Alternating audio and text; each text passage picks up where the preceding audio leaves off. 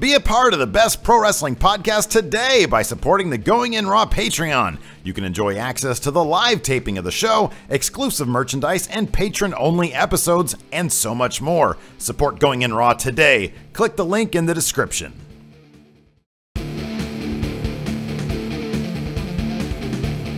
Hey, friendo, Steve here. And Larson. And welcome to Going In Raw Dirt Sheet, where we take all the pro wrestling news from the week and we compile it right here at youtube.com/Steve and Larson.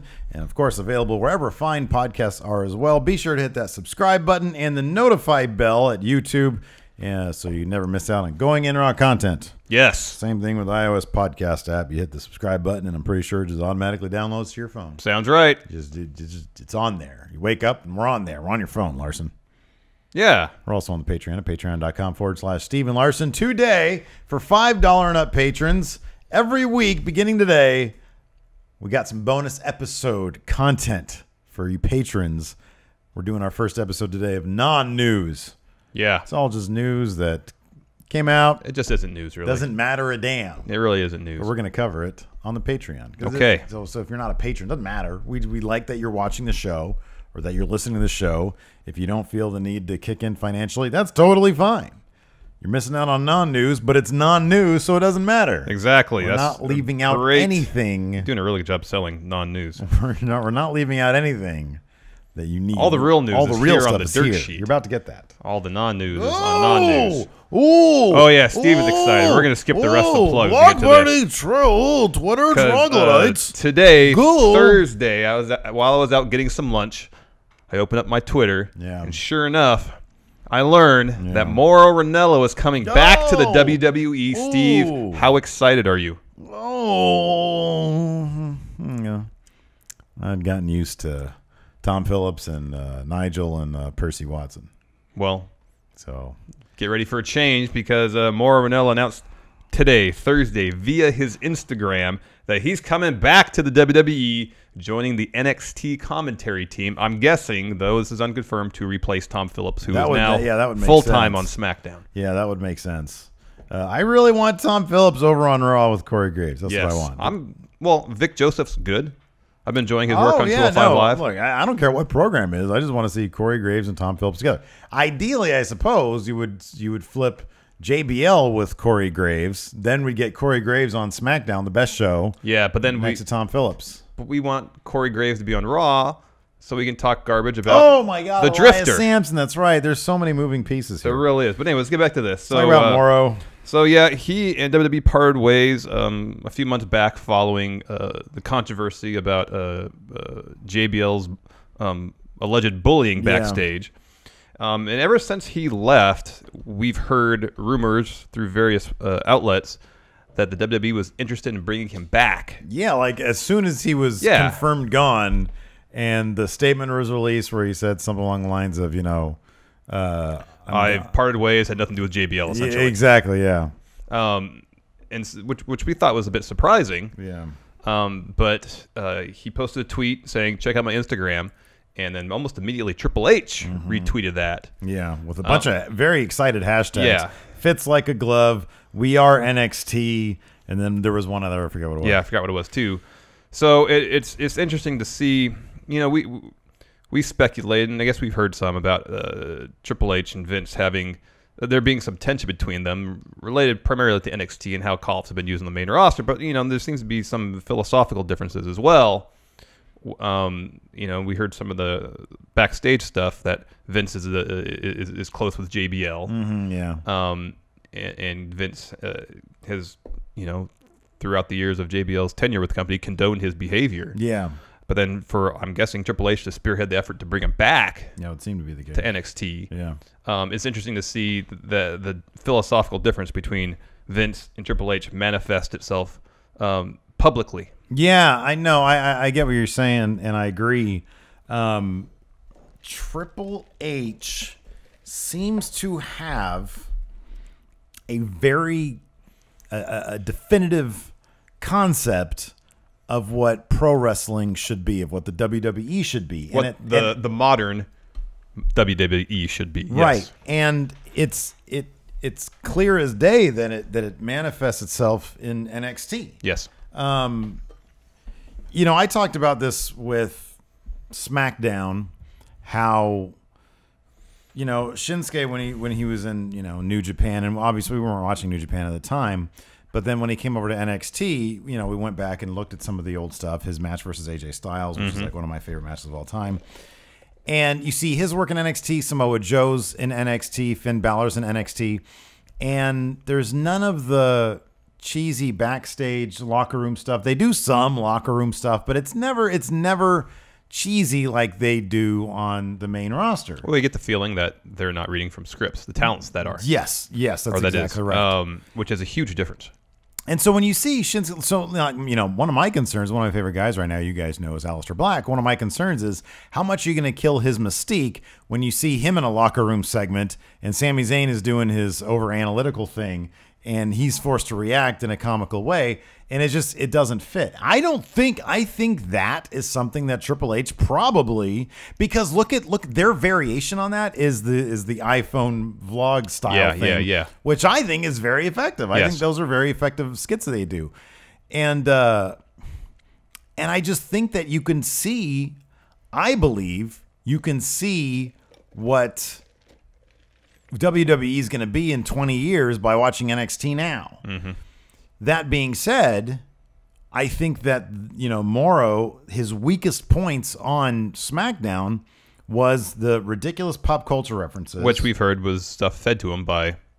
I think that the things about Mauro that were, in my eyes, a negative were things that were out of his control. Yes, because you watch him on the Cruiserweight Classic. He and Daniel Bryan did great work there. They did really good work there. At no point did commentary distract at all from the matches. More often than not, they enhance the story being told. Right, exactly.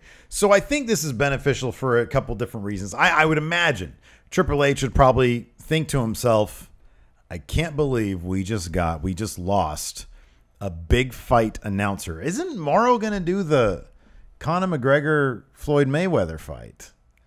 That's a huge fight. Yes. I mean, it might be a circus act, but it's a huge fight. And he's got so much legitimacy in that world. In the fight world, yeah. In that world, that who wouldn't want him on commentary doing what he does best? Yes. Not Vince's weird warped version of what it should be, what he does best. Like you said in the Cruiserweight Classic, he was damn good. Yes. He was damn good. Another thing that I like about this, and look, I like this. I do. I think it's bizarre to me because I feel like Mauro is.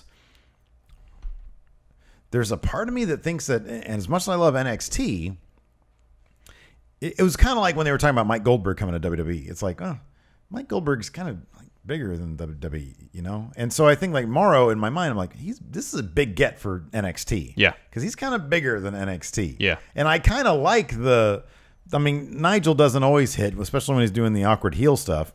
But I like the kind of odd camaraderie that we found with Nigel, Percy, and Tom Phillips. Yeah. But Tom Phillips said, you know, just like we saw with Corey Graves, at a certain point, he had to go. Yeah. You know, it's like he can't do SmackDown, which I would imagine just unto itself is a massive job. Yeah. And then still go to Orlando for the tapings for NXT. And then, you know, for a while, he was doing 205 Live, too. Mm-hmm. Yeah.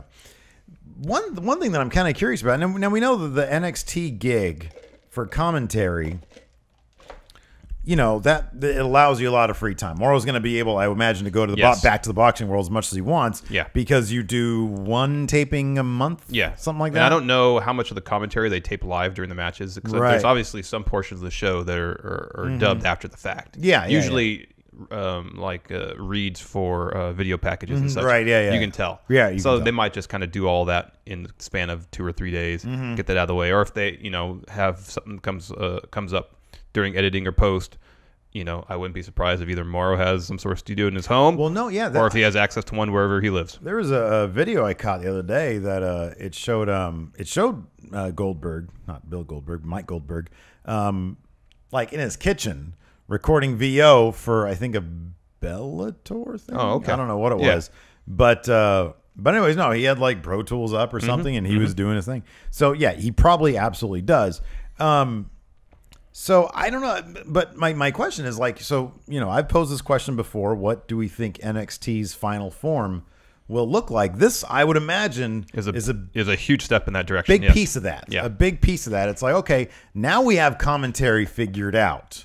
Now we've got Mauro Ranallo. Another thing that I like about this is that it shields Mauro from what I felt was, I'm not going to say unprofessional, but when you see somebody attacking people on Twitter, it's kind of ugly. Like, we're literally, like, I think the real going in raw because of that little poll I did. It's like, granted, we're snarky, but like, we've been blocked. I was going to retweet his tweet and I was like, oh, that's right. The real going in raw is blocked by Mauro. Whatever.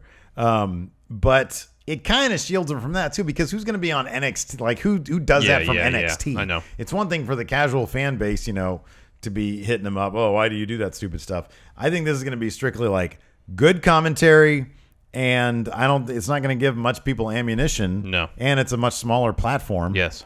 So I like that aspect of it. It also allows Mauro to get back into calling wrestling, which seems like something he enjoys without having to deal with Vince, JBL, and any of that the toxicity that he was surrounded by. Good word. I suspect that you're absolutely right. This is probably a completely different environment. Yes. I mean, that is the good thing about it too, is that from we understand, NXT is a wholly developmental brand in terms of its production. A lot of aspects of it is developmental. Yes. So the people that are behind the scenes there, hopefully, I would think that atmosphere is probably it's an atmosphere that is probably distinctly different than WWE's. I would suspect, yes. I would hope so, anyways.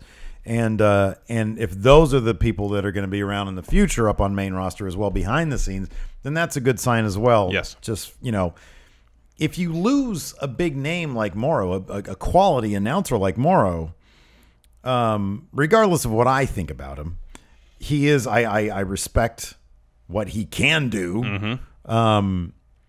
If you lose that due to the atmosphere backstage, you're not running a good business. That's true. You're simply not running a really business. Bad business. So this is cool. I think this is good. It allows me to do what I do best. My Mauro impression. Go. Going back. Oh. It's not even that good of an impression. Man, are you kidding me? It's great. Go. You're crazy. Oh, troglodytes.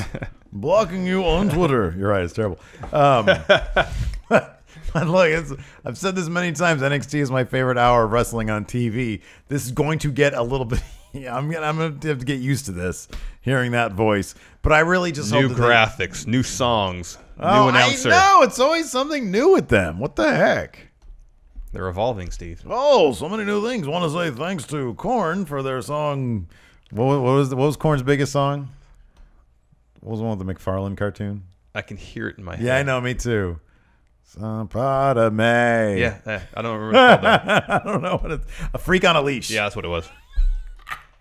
Thanks to Korn's Freak on a Leash for being the NXT theme for our song. throwback theme of the month of October. Exactly. Next week we'll have a new one. Go. I've been using GarageBand. Thanks to me. All right. Anyways, moving on. So SmackDown. Let's talk ratings because that's exciting. Yeah, I know. But this is actually a pretty interesting case of a pretty significant and sudden jump in ratings for both SmackDown and Raw. And it'd be interesting to see what we think could contribute to these increase in ratings. So SmackDown this week had an increase in ratings of about 25%, about 500,000 viewers. Yes. That's huge. Yeah. With nearly 2.6 million people tuning in this week as opposed to 2 million last week. Raw saw an increase as well, up 22%, back up over 3 million viewers. Dave Meltzer at the Wrestling Observer newsletter attributed the increase, at least to Raw, to the end of the NBA Finals and the conclusion of the basketball season, which he suspected caused the ratings last week to be so low, at least Monday's rating last week.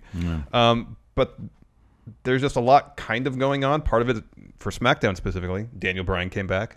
Fallout from Money in the Bank. And it'd be interesting to see if next week's SmackDown with the rematch of the Women's Money in the Bank match, if the rating stays the same or increases. I mean, it seems obvious at this point that they booked the Women's Money in the Bank match on the pay-per-view to pop up ratings. It seems plainly obvious. Do two things: get a lot of heat on Carmella and Ellsworth, and to pop ratings. Yeah. And I guess I'm concerned potentially that WWE, if the ratings are good in their estimation for these 2 weeks, they would consider their approach to all that a success. Because Well, it would be. It would be by their criteria, yes. Despite the fact that they may have potentially alienated some of their audience. Yeah. And also, it's I'm worried that they're going to continue this approach of popping ratings by doing things to kind of stir up their audience. Yeah. In such a way, I mean, it's one thing to get heat, legitimate heat from characters on the show, but then to actually, as I said, alienate viewers by how they're booking stuff.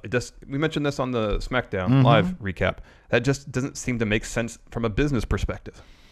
Well, I'm kind of the same mind. Like you mentioned this, I think, off camera, where you said, if the story made sense, then we'd be kind of on board with it. We'd at least be willing to see where it goes. Yeah, right. But there's no story. There's no story. I know. That's the problem. I mean, yeah, there's just no story. They legitimately just did this to pop ratings. Yeah. And it seems so short-sighted. Yeah. It's like, okay, if you want to... Is this how they're going to do things from now on? Whenever ratings get low, they're going to do something just to pop ratings for a couple of weeks? It seems like a very Vince Russo way of booking your show. It's just another week of TV.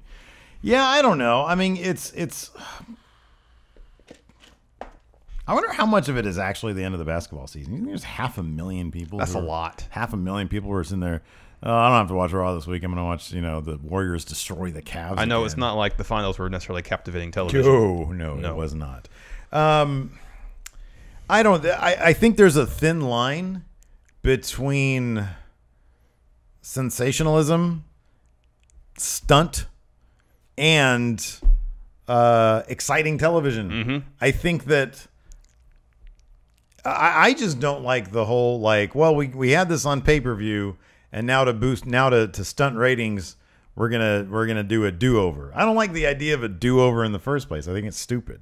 And I think if that was their actual plan going in, hey, instead of hey, let's see how the ratings play out after the NBA finals are done with, after the season's done with, let's, instead of waiting for that. But they did this. I don't know. I mean, it got a lot of people talking about it. In my mind, they probably think this is a good idea.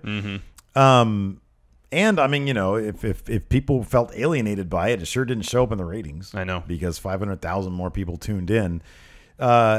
If they, your point is absolutely valid. If they start sacrificing story for, like you said, a gimmick or a stunt or whatever,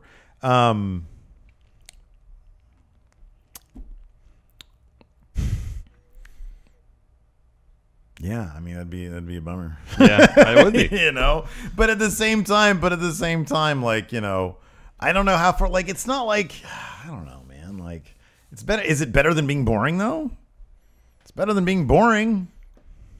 Well, in the case of WCW, if you take it to its absolute extreme, and you have Vince Russo's WCW, then is it better than being boring? Maybe.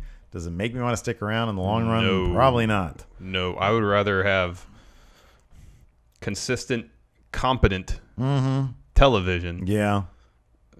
At the risk of being boring. Yeah. Than the train wreck that was 2001, late 2000 WCW. Yeah. So I don't know, man. I mean, if they're able to strike a balance, look, the bottom line is, in their mind, this probably worked. Does Vince feel validated by noodling the fans who are interested in seeing a woman hold the briefcase for the first time? Probably does. Probably validates him. Will we see a continuation of him doing things like jobbing people out in their hometown? Probably. But Vince will be Vince. We said earlier in the show that this is the kind of thing we're gonna get. We're gonna talk about Daniel Bryan in a little bit. Yes. And he has some interesting thoughts about how he feels the presentation could be altered. Yes. And he had a lot of really, really good points. We can get to that now if you want to. And that's okay. Let's talk about this now. So Daniel Bryan had an interview with Sports Illustrated this past week, Well, he had a couple interviews. Did he? He was Okay, doing the rounds for interviews because he's coming back to SmackDown. I'm sure they were doing press. So there's SI.com, NBC Sports. There's NBC Sports and Sports Illustrated's Extra Mustard. So with Extra Mustard, they asked him about a potential return to the ring. And, of course, this has been a long, we've heard he always drops little hints here and there that he's, at least interested, but he can't do anything until his contract's up with WWE, which I think 2018. is 2018. Okay, so next year. And this is like the most sort of solid, quote he's given in terms of, actually there? Yeah, I always do that. If there's any salient quotes, I always include them. Just scroll down. Oh, it's below this one. Okay. Yeah. Oh, there we go. Okay, cool. He said, I'm working on it. Wrestling is more of a creative outlet, and especially for somebody like me, I view it as my creative outlet. Not all WWE superstars and not all wrestlers view it that way, but that's how I view it, and that's one of the ways my mind works creatively. He continues, I always think of it in terms of music. You're not always going to be a huge rock star in music, but musicians can play until the day they die. With sports, it's different. You can't always do it until the very end, and that's a hard reality of sports.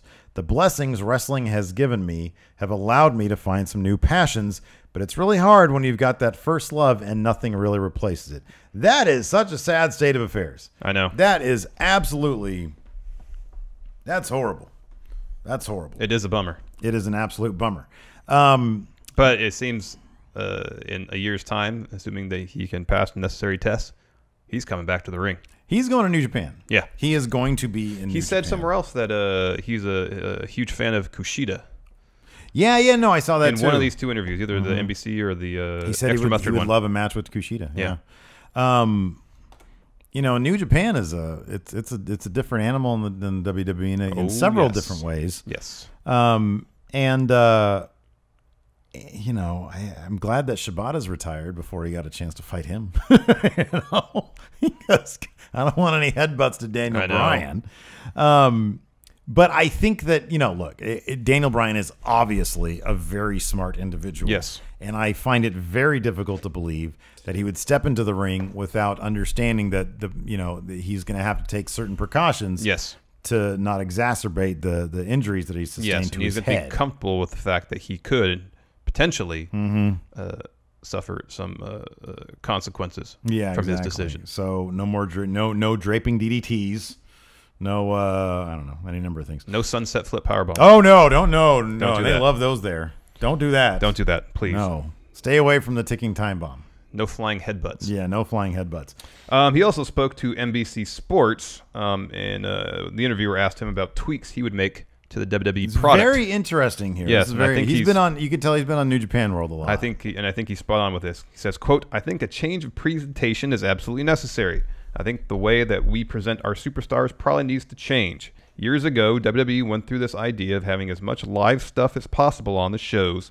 But I think when you watch, say, UFC, for example, some of the things that are the most endearing, that make you care the most about the fighters, are these backstage vignettes that show their real personality. Yes. You'll see great fights that people will cheer, maybe because they're great fights, but the fights that have the most impact are the ones with fighters who people actually care about."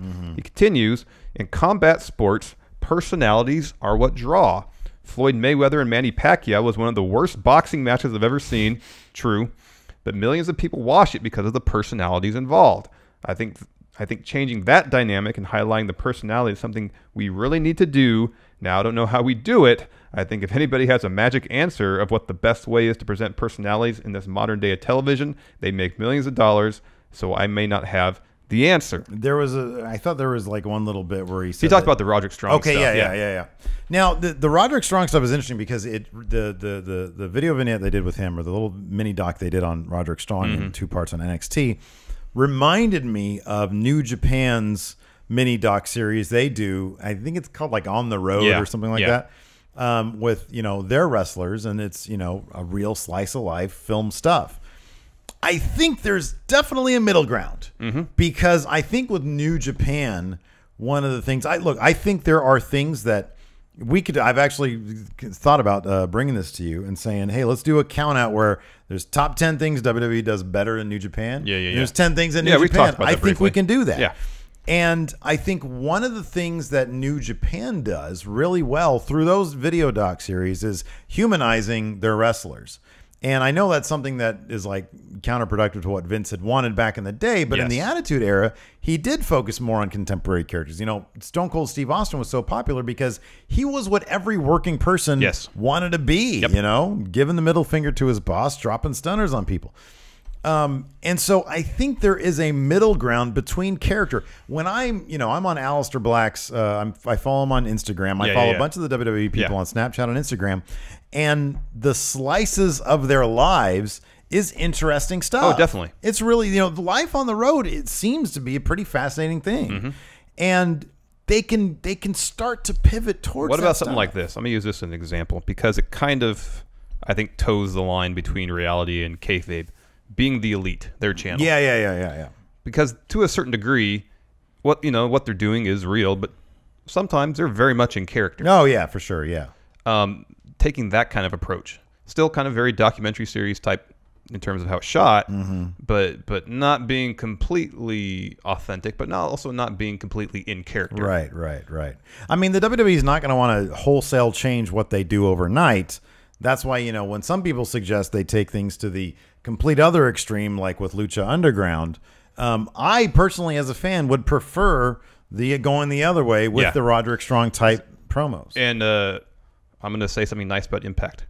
When I don't know if they still do this. When they had they didn't in the last episode I did a review of which you can I'm check talking out. about, right? The backstage segments where they would shoot kind of documentary style. It was documentary style. Yeah, I thought that was really well done. No, I know, me too. Those were really strong. It had like a depth of field. It was a fly on the wall type. Yeah, and sometimes they shoot in black and white. Yeah, it looked really good, yeah. and it made things seem A, more natural, and B, more intimate. Yeah, absolutely. So I think that because the the backstage segments they do now that are so scripted, and it's funny because the guy who plays or who is Marcus Luis in NXT, he was, yeah. He had some thoughts about Raw in some interview that he gave, and we can find it and source it. But he had a wealth of suggestions in terms of sending the writers out on the road with the personalities, with the wrestlers, to get a feel for who they are, how they speak, and all that stuff. And then they can submit them to the editor type character, which would be Vince, and get those approved. And I really like that idea. Yeah, that's good. Because right now, the vast majority of the scripted stuff simply doesn't work. Yeah. It is so stiff. It is so stilted. It is so behind the times. Yes. That stuff doesn't work. And so if you had a slice of life type stuff, and you know, it's not always going to be, hey, let's put this guy out on the road. You know, you need interactions between the people who are going to be fighting. But so much of those interactions in New Japan are done in the ring. Yes. You know, pre or post matches. So I think there's a way you can, and again, you know, that speech that Vince gave that sort of birthed the Attitude Era, where he says, "No longer are we cartoons, now we're I know, Mauro. Yeah, we're contemporary." You need to adapt that thinking for today, because what the approach you were taking back then is still the approach you're taking now, 20 years later. Yep. And it's stuck in the mud. And imagine if they did these kind of docu-series little vignettes of wrestlers, 2-3 minutes, on YouTube. Well, you know, perfect. You're right. A good example. Put them on YouTube. A good example of this is how NXT approaches that. We had the Roderick Strong promos, and then he comes to the ring and says, "Wow, you responded great to that." Who comes out? The guy he's going to fight next, Bobby Roode. He comes out on the mic. Now you get them in the same room together. Yeah. Bobby Roode clowns him because he's a heel, and then you get, "Hey, this is what happened earlier today," and you're at the photo shoot. So it's not like a cheesy backstage stuff. It's like, oh, the cameraman happened to be there and they captured this. Yeah. That's the kind of route you want to go. And again, like we said earlier, it wouldn't surprise me if 10 years from now, this is where the WWE is. Wouldn't surprise me either. And I think that's a solid contemporary presentation for pro wrestling. Yes. Well, speaking about a potential presentation issue,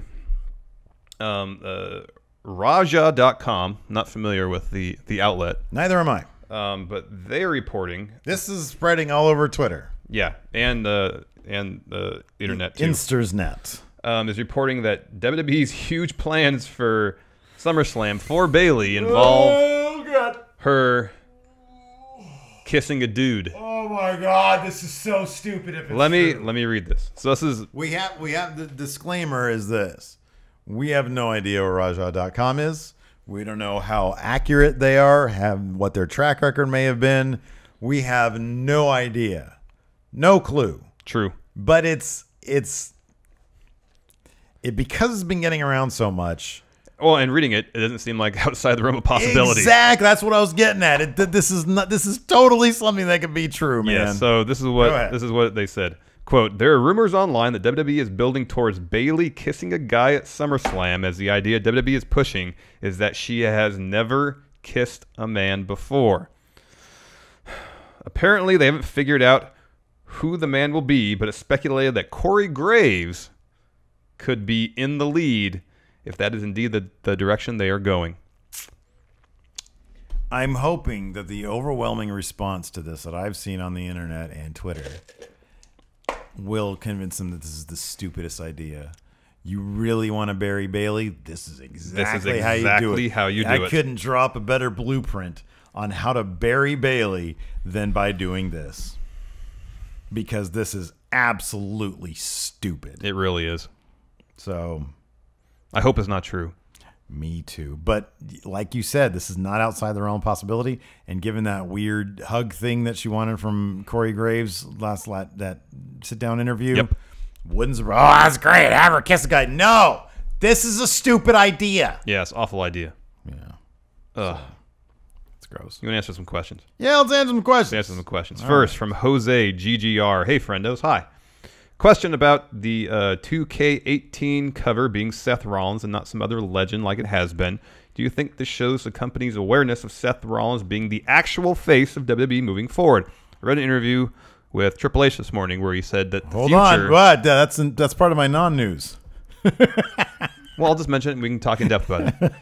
For Triple H, in his estimation, Seth Rollins is the future of the WWE. Yes. You just broke my non-news. You can get more non-news on the Patreon at $5 No, up. this is a tease. That's what they call it in the industry, a tease. That's literally all I have. As they said, this is my non-news here. A tease. It said Triple H declares who the future is. In an interview with Sky Sports, he said Seth is the future. And the present. Non-news. There you go. Because it's so true. Shut up, computer. That was weird. Yeah.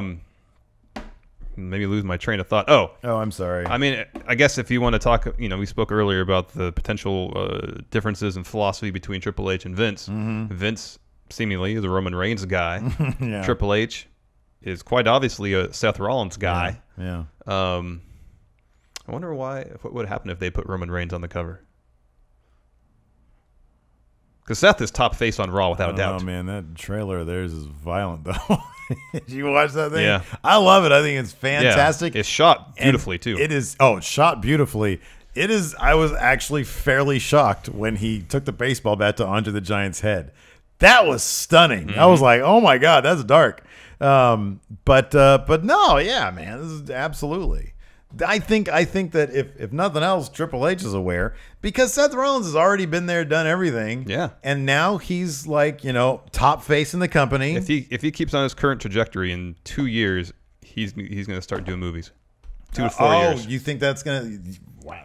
WWE studio movies to start, but he'll start doing movies. He could do that now. Well, I know, but I mean, there's a time commitment with doing a movie. I don't know if he'd be willing to sacrifice his time in the ring. Yeah, I don't know. I could see him being another 10 years before he wants to do that. So he's still how old? He's like 31 or something. Yeah, he's pretty young. He's super young. I mean, yeah, 10 years until he goes full Cena. Oh, okay, yeah, okay.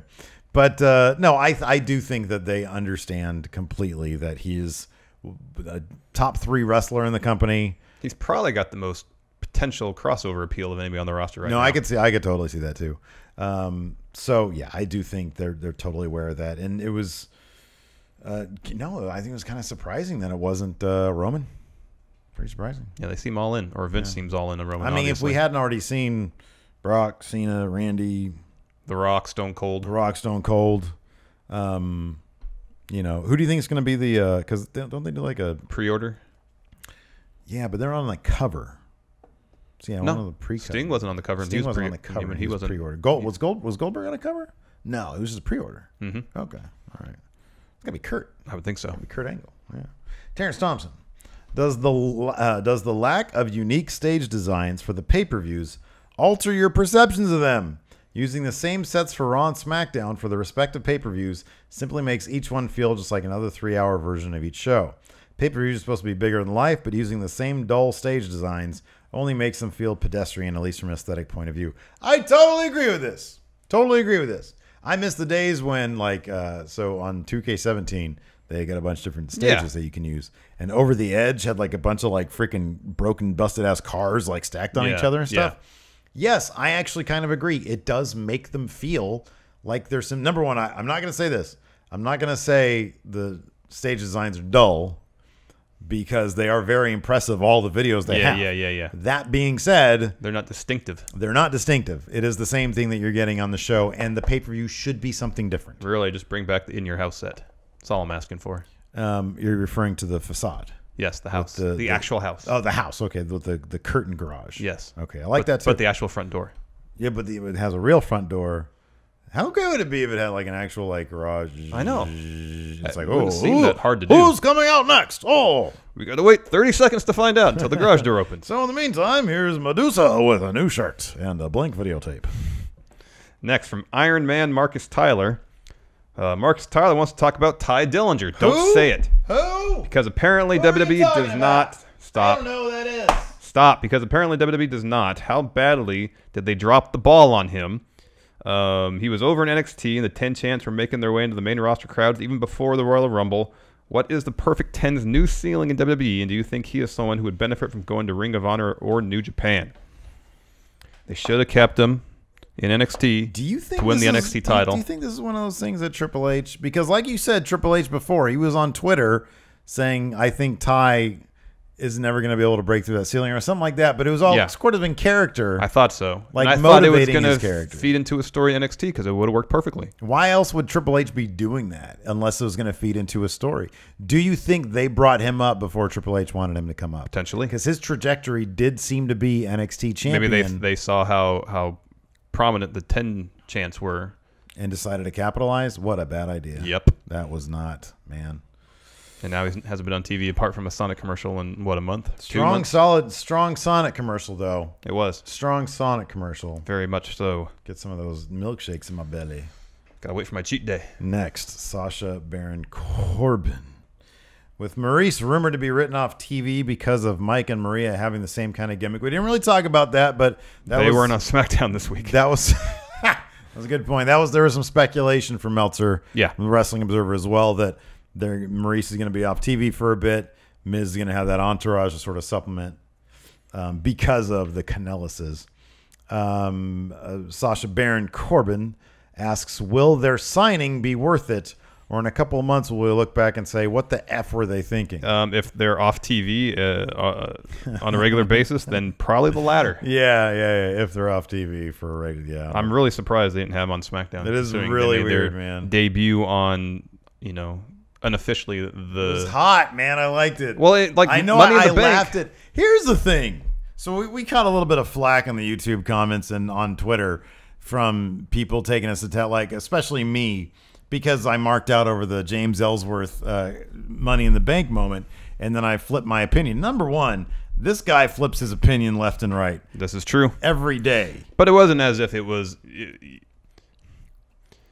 In this case... You heard other perspectives. Yeah. You considered them. Right. And you it wasn't like you just changed your mind for the sake of. Right. It was informed. I have a malleable mind. My mind is open for all sorts of suggestions. Yes. I like to think that... Well, it's not... Let's say you're easily manipulated. Hey, it's a thin line. I like to hear other perspectives. Yes. I like to have my opinion challenged. Yes, I think we are both in the same boat in that respect. And it was the impetus for that was actually Adam Blampier from What Culture. He tweeted out and he said, he said, one thing I didn't even ask. I want to ask our female viewers and listeners out there what they thought about it. And that's when Karen, our friendo, she posted a thing that's saying I put a thing on Going in Raw's thing. And then I looked at that. I read a bunch of other opinions on it. And I came to view, although I did mark out during the moment, totally justified doing that because I'm an Ellsworth fan. I changed my opinion on it. I thought it was stupid. One of the big factors of me changing my mind too was them saying we're going to do a redo. Either stick with what you got and run with that, because Carmella would continue to, like, if she wins this, like, if she had held on to, I'm not going to belabor the point, but if she had held on to the briefcase, having won it the way she did, and just all that heat coming down on her, and all, I think that would have been great. But they said, we're going to redo it next week for no particular good reason. Yes, my opinion changed. I hope that a lot of your opinions change out there too, because otherwise you're just closed-minded and you just want to stick to the same thing. So, anyways, what was the question? What it was about Mike and Maria Kanellis. Oh, man, I loved it. I thought it was great. Which is funny because when it first happened, you looked at me and was like, what is this? I said, this is stupid. Yes. I said, you're burying this guy off the bat. But then when I thought about it, I was like, God damn it, that is so clever. I was convinced when I heard their theme. Yeah. Like, when I replayed it in my mind, I was like, oh, my God. Because you were over there saying that, and I was like, I don't know. Yeah. We'll see. Yeah. See how it plays out. Yeah. When he said Mike Kanellis, because my thing is, I mentioned this during the recap. I always think of these things as like, you bring in like a Drew McIntyre, Aleister Black. You push these guys to the moon. They're badasses. Yeah. For a dude to come out and say, my name, I took her name, that's genius. And I'm really like, that's good character work right there. So again, change my damn opinion. Probably change it 3 more times before I get dinner tonight. I can think of a number of instances where your initial opinion ended up changing. Man, you know what movies I've seen? I remember watching The Big Lebowski in the theaters and being like, oh, that was a good movie. Now it's like one of my favorite movies. Well, I mean, that's not quite as drastic. Like, if you watched Lebowski the first time, I was like, oh, that's crap.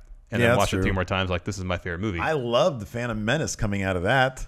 Oh, that's a pile. And then I got a tiny bit older. I was like, what a pile. You know what that was, though? That was just, new Star Wars movie. No, I know. Totally. Because I was the same way. I was like, wow, this was perfectly enjoyable. I let the good things stick with me. Like, Darth Maul was cool. Yeah. Darth Maul was cool as hell. I let the good things stick with me, but that movie is so overwhelmingly bad. Yeah. Chock full of bad stuff. So, look, man, I would hope that some of you out there would appreciate that we are open-minded and we're willing to change. Because, look, dude, I've done that a lot. People have pointed that out as like positives. Yeah. So whatever. At first you didn't like Rusev. Now you love him. That's true, man. Yeah, Rusev turned me around on Rusev body. Because I was like, I really don't like that body type. I was like Vince in the moment. I don't like that body type. Give me an Adonis. Axel Revolver says, new Patreon here. Years ago, me and some friends got to go to Backlash. Cool. We tried hard. Yeah. For front row seats, but lucked out with second row. Either way, we were excited, but when we got to the show, the guys in the front were extremely rude. Man, I attract so many annoying, maybe it's because I'm annoying. I attract so many annoying people at live events. I was at WrestleMania, I hated the seats, and I didn't particularly like where we were, but everybody around us was really cool. Very nice. They were very nice. I think we all realized that we were in the same situation together, and we're like, okay, we got to be here for 7 hours. Let's get through it together. Let's get through this together, guys. It was and it's hot, like it's a great we thing packed in there, super tight. Something happens, and I know the guy next to me that isn't you is like marking out, and I'm like, and he's like, you too, man. Yeah, it's a communal experience. It really is. But then there are some dicks sometimes. Anyways, he says they were drinking a lot, wouldn't sit down at all. That's annoying. He says we asked them to sit down during matches, and it was obvious they were pretty messed up before the show even started. Security said they couldn't do anything about it since they paid for the tickets, even though we paid the same for ours. He said these guys didn't know 80% of the wrestlers there, and later on in the show, they had to escort one of their friends out because he was passing out. He was like Phil Jackson. Needless to say, it nearly ruined the show for us. Now to the question. Have you guys ever experienced something like that where a fan or fans stole away your enjoyment from the show you were at? Thanks, guys. Yes, SummerSlam last year, Seth Rollins, Finn Balor, when the crowd would not... Oh, that was so annoying. Get over the fact that, yes. Build the bridge and get over the belt. The Universal Championship was not a handsome belt. Get over it. Oh, that was annoying. Seth Rollins and Finn Balor in that ring, busting their tails, trying to tell a good story and put on a good match for all of you there, and you just kept crapping on the belt. Get over it. It was mildly amusing for the first 10 minutes. No. No, it was. No, it wasn't. Because that was an ugly-ass belt. It was. But that was a half-hour match. I didn't think it was that long. I think it was like 18 minutes. I'll say this. The first, 3 chants for the belt, to clown the belt, I was okay with. Now, you have it out of your system. They're moving on to the second act of the match. appreciate the in-ring product because it's about to get really, really good. See, that's my point. This is my feelings. They take that little piece of cloth off the belt, boo it. Yeah. Do what you want. Yeah. Once that match starts, once that bell rings, give the performers in the ring the attention they deserve. No, man. What about Beach Ball Mania? That annoyed the hell out of me. I'll be honest. So grumpy. I'm there to watch a wrestling show, not to see people hit beach balls around the arena. Raw after Mania, I'm with you on Beach Ball Mania. Kind of made me laugh. I'll be honest. The only good thing that came out of it was that Jericho. He acknowledged it. I like Beach Ball Mania.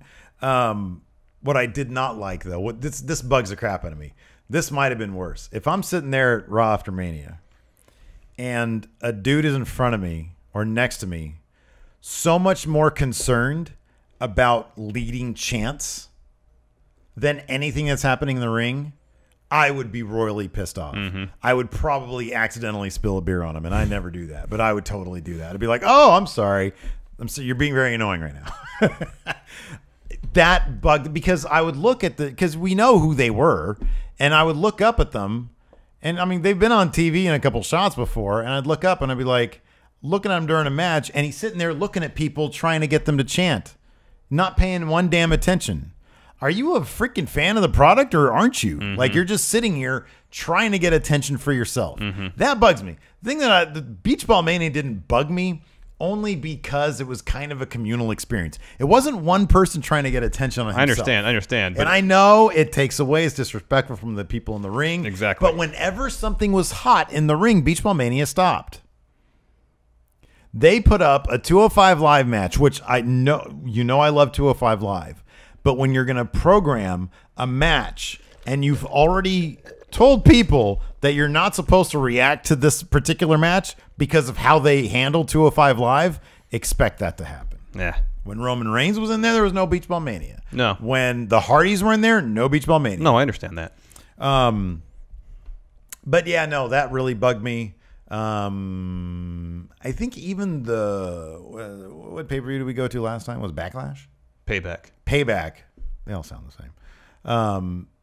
I knew they were going to peter out, but the guys that were, I think, in front of us and over a little bit, or maybe they're right next to us, they kept on standing up and doing annoying things. I think at like the 1 count or the 2 count, they kept on doing something. It was just a standing up. It was a standing up a lot, but they would also do something. I just remember standing up. Yeah.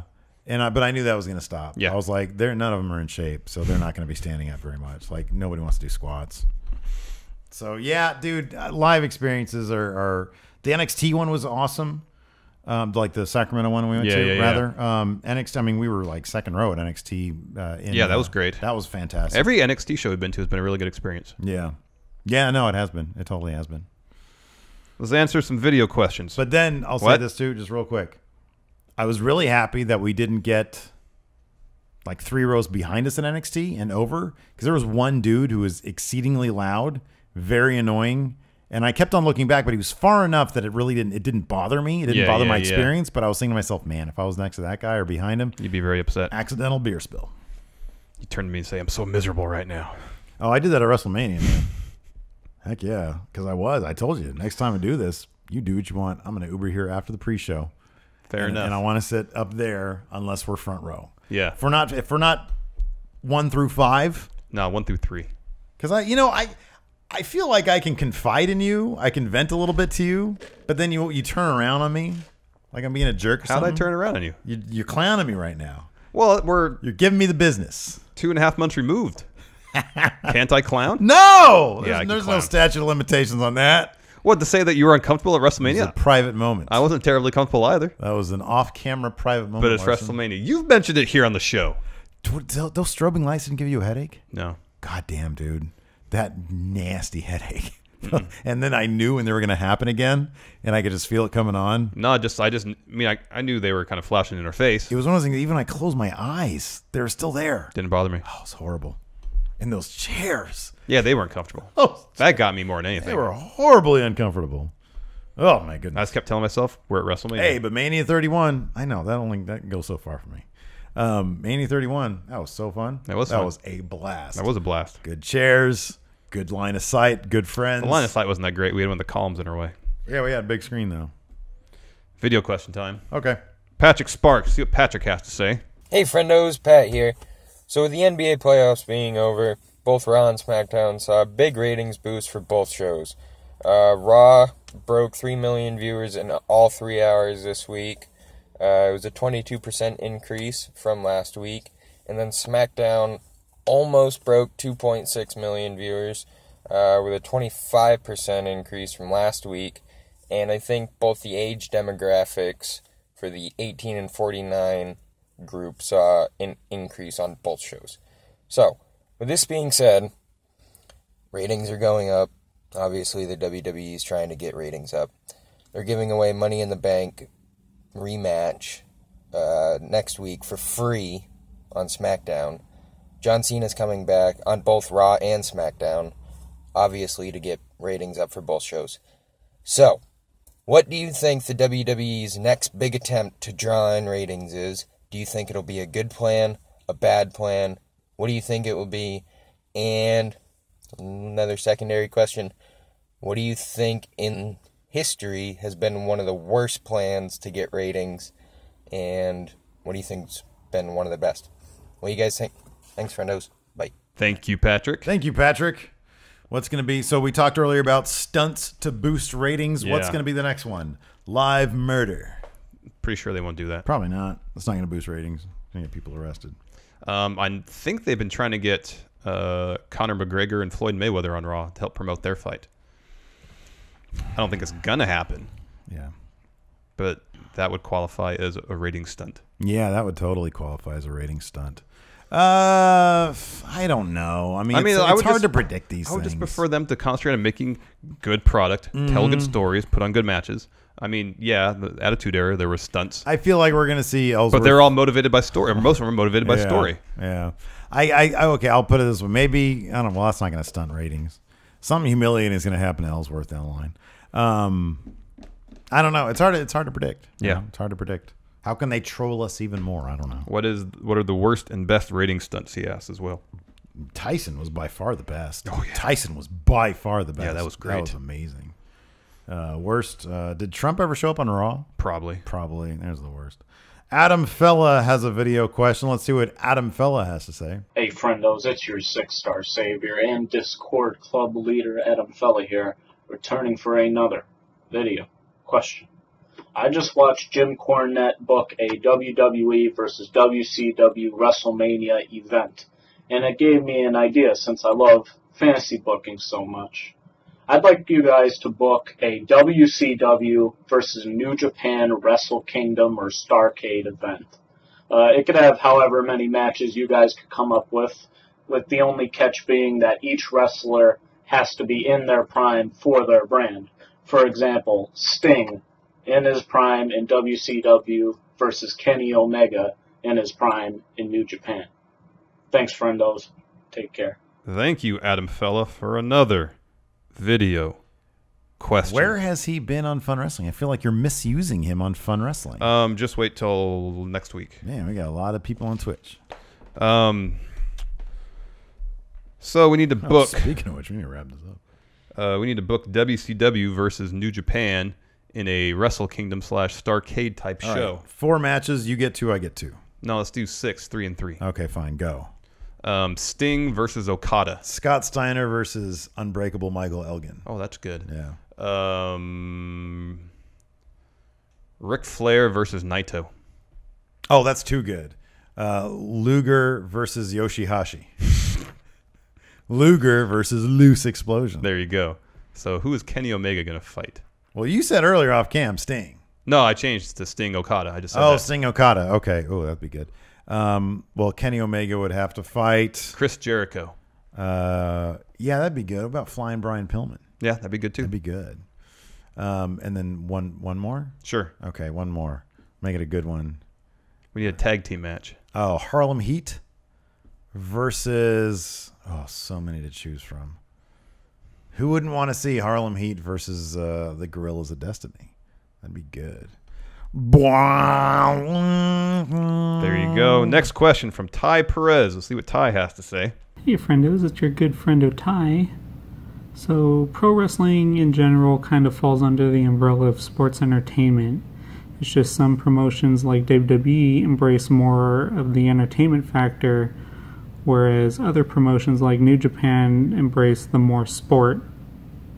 My question for you is, do you prefer the entertainment of WWE, or do you prefer the promotions like New Japan who try to portray themselves more of an actual sport? Thanks. Thanks, Ty. Thank you, Ty. We sort of talked about this a little earlier in the day. I prefer that it take a more contemporary viewpoint and treat it more like a sport. Yeah. But not worry about kayfabe. Yeah. You know what I mean? Yeah. That's what I prefer. I don't want like goofy entertainment. I want them to treat, whenever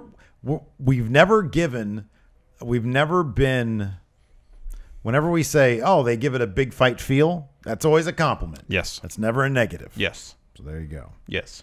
Alexander Carenti has a video question. You guys, the friendo community, myself, we are well-educated wrestling fans. We've consumed the product so long, and we appreciate great work, which is a double-edged sword. While we can appreciate great work, when a heel is doing great work, I feel like we don't appreciate that work for what it really should be. We should be booing and having a visceral, nasty reaction to what a heel does. But when a heel does great work now, when I see it, I appreciate it because I'm like, that is fantastic work.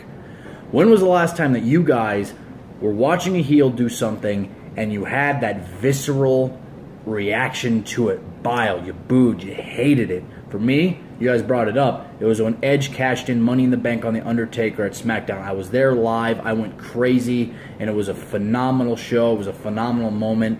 And since then, I really cannot say I've had one of those, the heel's a dick moment. Cheers, guys. Thanks. Thank you, Alexander. Thanks.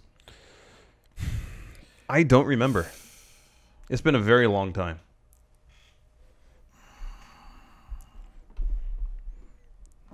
Like the last time a heel did something where I sincerely wanted to boo. Okay, I don't know. I really don't know. I can tell you. Oh, you mentioned one thing. I know this is the last time when Triple H bullied the ref to get his belt back after Jericho beat him. That was the biggest heel moment for me by far, because I was a big Triple H guy, and that made me hate him so much in the moment. I hated him so much for doing that because I was such a big Triple H fan. Sorry, I'm going to say the finger poke of doom. Oh, and it wasn't so much that it was like, oh, shocking heel moment. Peeing all over fans. It's just, oh, this is awful. Boo. Awful. Well, yeah, Boo. dude. I mean, seeing Vince Russo with the title, that's enough to make me throw up. Mm-hmm. It's gross. Finally, Wayne Lynch has a video question. Larson and Steve, it's your UK correspondent here, Wayne Maker, with my very first video question. And my question to you is, what do you think is the driver behind the resurgence of independent wrestling? Because it seems to have been huge. It's massive now. And as two self-confessed lapsed fans, what has brought you back to the product? Because for me, what's brought me back to the product is punch-up theatre. We know what's going on. Kayfabe is gone. But we still buy into it. And I think that's the beauty of good pro wrestling. We know it's rubbish, but we know it's fantastic at the same time. So what has brought you back to the product? What has made you go, yeah, no, I need to make a living out of this? Yeah, please elaborate. Cheers. Thank you, Wayne. Thank you, Wayne. Kind of two questions here. I think the resurgence of indie wrestling will, first of all, WWE doesn't really have a competitor kind of in the same league. Yeah. TNA has tried through the years and hasn't been successful. Ring of Honor never really tried to get to that level. And probably it's no coincidence that their business is in far better shape than TNA's. Yeah. I think it's that, but also I think there's, especially top-tier indie talent, whether they've been to WWE or not, have discovered that they can make a pretty decent living wrestling around the world for independent and smaller promotions, and they don't need WWE. Yeah, I think there's a couple factors at play. Like, I think the reason why indie wrestling is as seemingly healthy as it is today goes back probably 15 years. And I say this because I see guys like Kevin Owens, Daniel Bryan, Sami Zayn, guys like that who started out during a time when John Cena, Randy Orton, Brock Lesnar, Batista were what the WWE wanted to bring up. So they're guys like that needed to compete, and so they developed. And it's interesting because I'm always reminded of Dave Meltzer when he was writing up some stuff about Daniel Bryan. He said Daniel Bryan was one of the forerunners of the indie scene 15 years ago. Talking about PWG and Joey Ryan and Scott Lost, Chris Hero, those guys, Kevin Owens, Sami Zayn, well, Steen and El Generico, guys like that who placed an emphasis on storytelling and wrestling ability, who were looking at Mexico, who were looking at Japan, and they were fostering that in America as an alternative to what the WWE was offering. And that has only grown because those guys have been coming up. So now that sort of style of heavy storytelling with a variety of body types, of looks, of, intergender wrestling, stuff like that, that's all fostered because those guys started with an alternative on the local circuit way back when you had Cena, Batista, big body guys coming up. So I think all that plays into it. Nowadays, I think it's simply exploded to the next degree simply because of social media. I mean, we've seen how many companies came out in the adpocalypse saying that their business model had been damaged because of the fact that no ads were playing on their matches. So much of their, so much of their revenue relies on digital media, and the fact that now I wouldn't have known about, Kota Ibushi if it wasn't for, a lot of GIFs that I've seen and little video clips that are easily shareable. I think that has exploded. Definitely. Exploded everything. So, good question. Oh, he said, what brought you back to the product as well? You did. Yeah. You were watching still, and I think one of the people that you mentioned to me was Daniel Bryan. Yeah. Like back in 2011. Okay. I want to say. I remember you showed me this video of him, going back to what you just said. The Paul London one. Was that the one where the guy was no-selling him? And so he started dropping elbows on him? No. That's what you showed me. Okay, yeah. Like, wow. Yeah. I didn't know wrestling. I didn't know that could be wrestling. Yeah. No, it's funny because back in 2005, my buddy Gabe, who works for what is it called? Wrestling, the St. Louis and Kansas City promotion. Oh, okay. Run by Major Bisden. NWL, National Wrestling League. Yeah. So he knew all about Ring of Honor long before I did, and that's when Daniel Bryan, all them were there. And I watched a couple of their matches, and I was like, oh my God, these guys don't do DQ finishes. They shake hands before every match, all that stuff. So I was like, oh man, I didn't know it could be this. And I never really followed up on it, but it was always on my radar. I knew Christopher Daniels was there, and we had seen him before live, Kazarian, same thing. And so I think what actually got me back into it, though, was, I never really left all the way. Yeah, I never really did either. I always sort of had a toe in. Yeah. And I think, I really got into it, I think we both kind of did with CM Punk. Like, when he did his pipe bomb thing. Yeah. I was like, oh, who's this guy? That too. I mean, the whole time if I wasn't watching it, I subscribed to some wrestling newsletter. Right, exactly. Still kind of curious to what was going on. Because, it's weird. We'll watch pay-per-views from, 2007, 2008, and I was like, oh yeah, I was always still around. I remember watching with my brother-in-law. We used to watch it sometimes in 2008, 2006 when I moved in with them. So it was always sort of around. So anyways, we have to do some live streaming in a bit. So thanks for hanging out, and until next time, we'll talk to you guys later. Bye.